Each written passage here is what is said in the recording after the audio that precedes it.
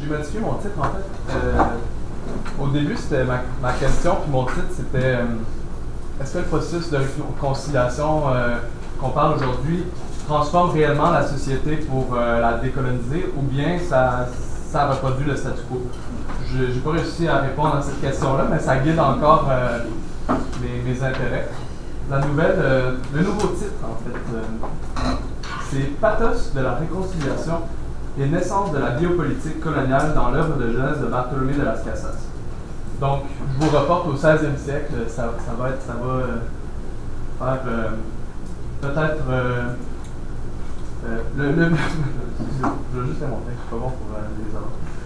Ce que je vous présente aujourd'hui constituera la première partie de mon mémoire de maîtrise. Je porte le nom à date, Généalogie de la réconciliation. Donc, désolé pour l'aspect fragmentaire, puis aussi, je m'excuse si j'utilise quelques mots un peu jargonneux de sociologue, mais je vais essayer de les définir. Soyez patients, peut-être que ça va arriver vers la fin.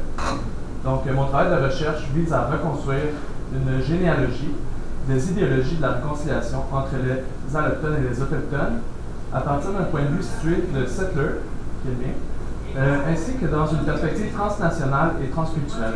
Donc, je pense à partir du contexte global qui se met en place à partir de 1490. Ma recherche vise à tester l'hypothèse selon laquelle la réconciliation serait un concept d'analyse pertinent pour analyser un ensemble de dynamiques culturelles, politiques, économiques à l'intérieur des sociétés américaines en ce qui a trait aux relations entre les allochtones et les autochtones. Le but de la méthode généalogique, c'est d'historiciser la réconciliation. La source première duquel je tire mes analyses d'aujourd'hui, c'est un texte écrit en 1516 par un settler religieux espagnol, Bartolomé de las Casas, qui s'appelle Memorial de Remedios para las Indias. C'est un mémoire de remède pour les Indes. Pour ceux qui ne connaissent pas Las Casas, c'est une figure historique très marquante et très discutée qui revient dans à peu près chaque texte sur la conquête des Amériques ou l'invasion des Amériques. Et puis, c'est un petit peu une figure paradigmatique de la réconciliation en Amérique latine.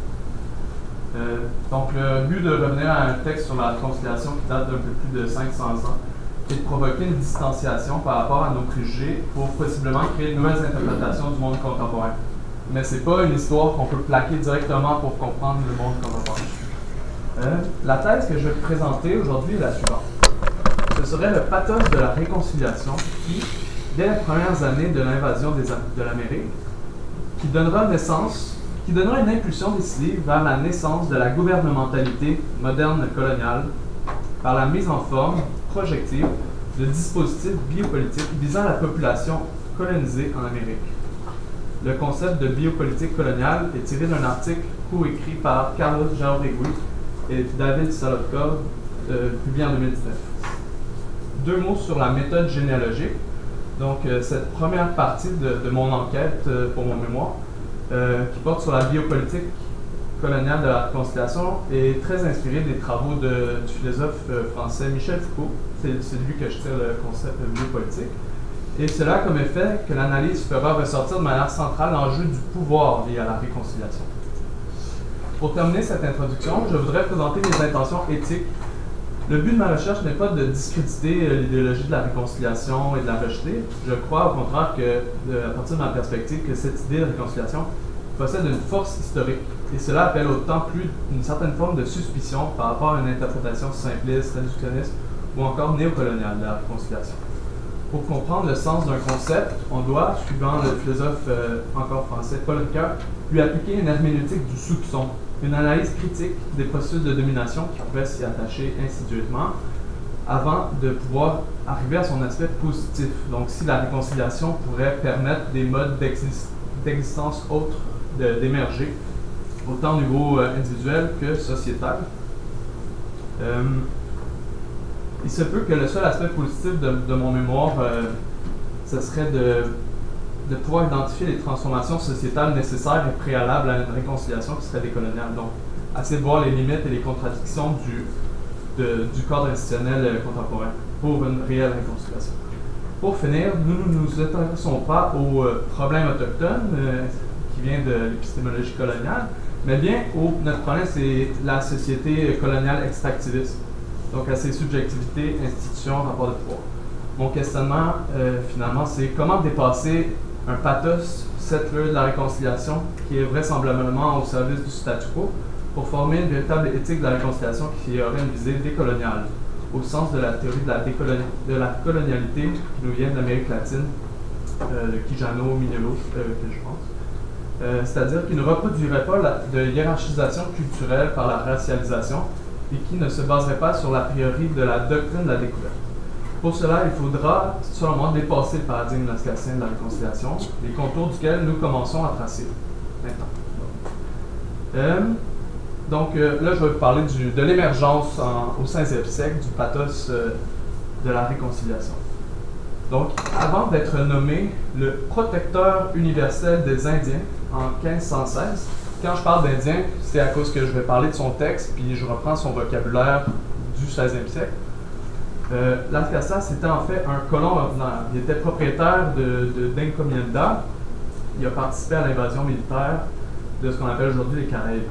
Alors, la première question que je me suis posée, c'est comment, pourquoi, avec qui, contre qui et à travers quelle contradiction passe-t-il d'une posture d'esclavagiste à une posture opposée de protecteur? Comme ça, c'est la couronne espagnole qui l'a nommé comme ça. En fait, c'est l'Église, c'est pas la couronne.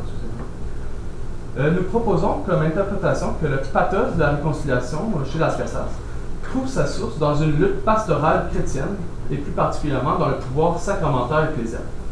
Je vais tout expliquer ça. Il y avait, dès le début de l'invasion de l'Amérique, un conflit d'interprétation entre une certaine branche des religieux, des dominicains, puis la majorité laïque, en ce qui a trait au but de la colonisation.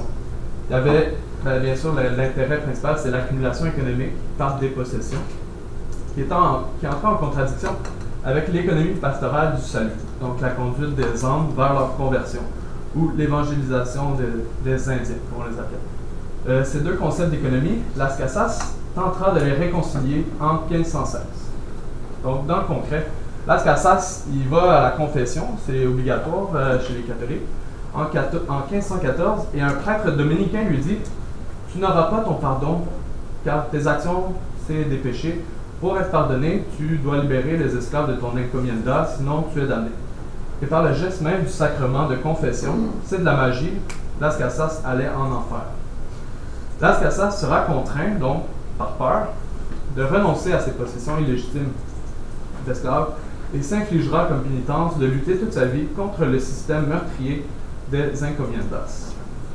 Cependant, ce n'est pas parce qu'il critique une certaine forme de l'économie politique du colonialisme qu'il conteste la colonisation. Il ne va jamais remettre en cause la légitimité du pouvoir espagnol de domination sur ce territoire.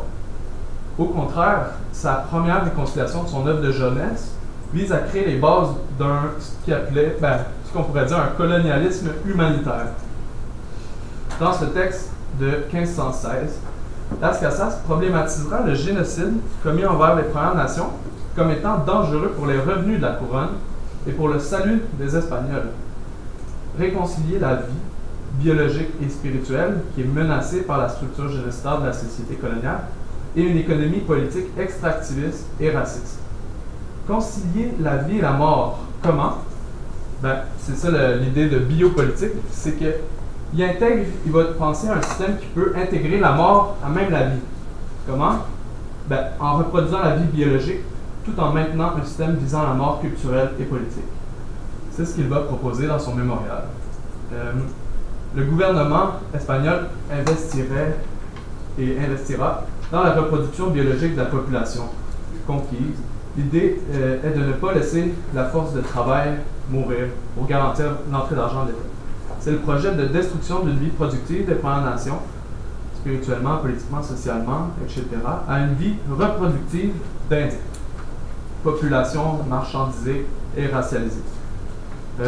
Puis la réconciliation du colonialisme à la vie spirituelle, apporter le salut aux Indiens, signifie la destruction par le pouvoir chrétien de leur forme historique de spiritualité. Donc il y a une corrélation entre biopolitique et ethnocide, entre l'État colonial et le soin des opprimés. Et puis, le pathos de la réconciliation signifie que cette réconciliation est réactive. Elle vise négativement à échapper à la menace de la damnation éternelle Et puis à la menace aussi d'une chute démographique qui fait stagner les revenus de la couronne.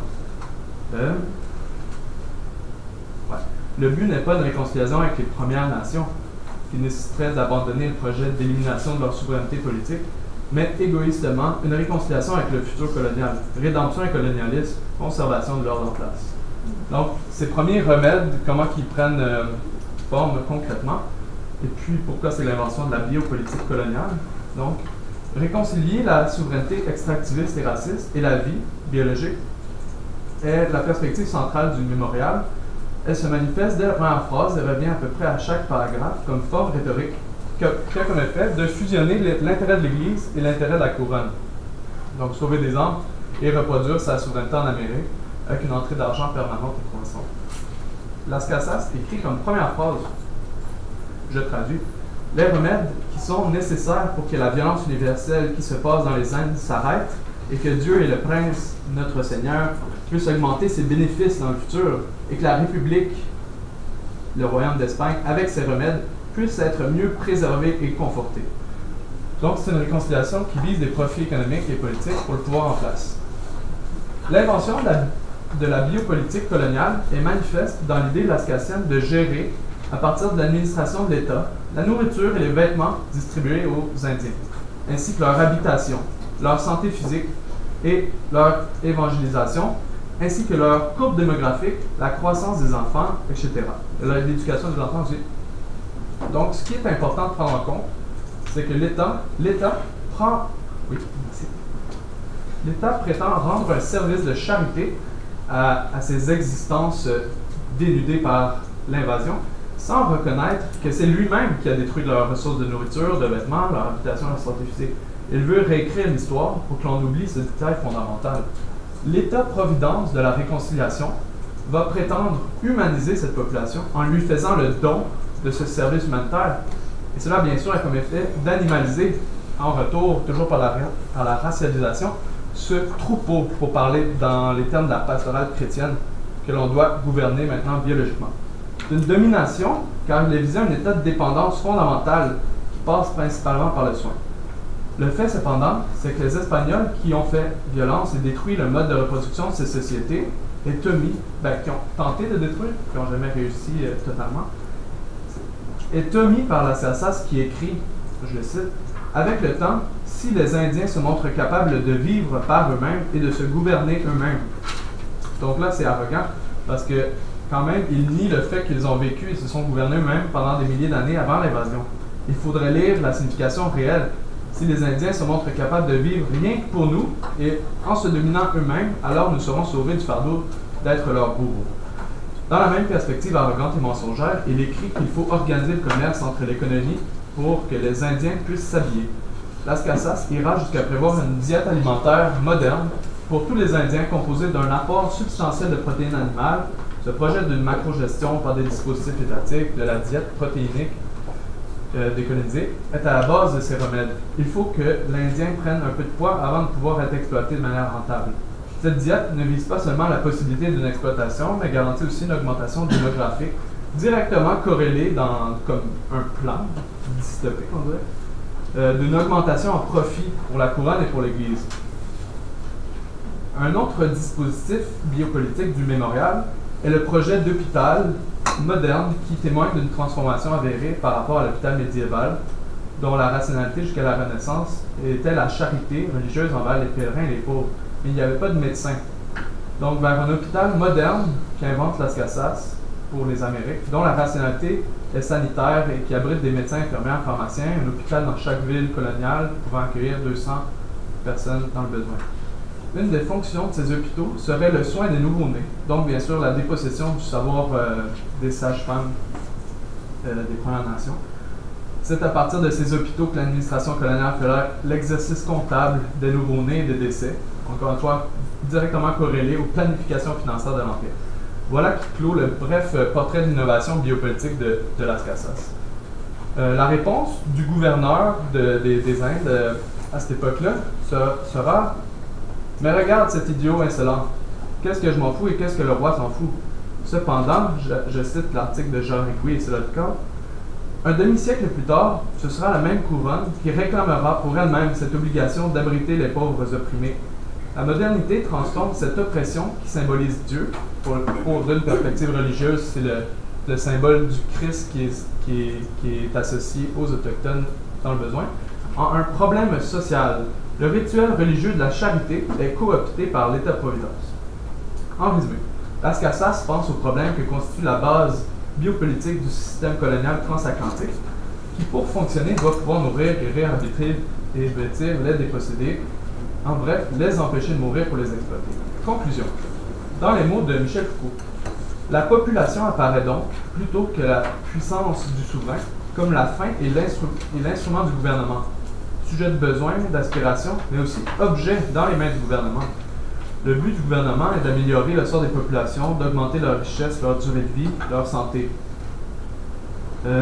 Finalement, Foucault dit un peu plus loin, cette gouvernementalisation de la société a tout de même été le phénomène qui a permis à l'État de survivre. L'État, dans la forme qu'il prend à chaque époque, est une institution contingente. Et l'État colonial d'autant plus. Donc, Foucault insiste sur le fait que cette gouvernementalisation a essentiellement une fonction conservatoire et est utilisée pour expandre l'étatisation des sociétés.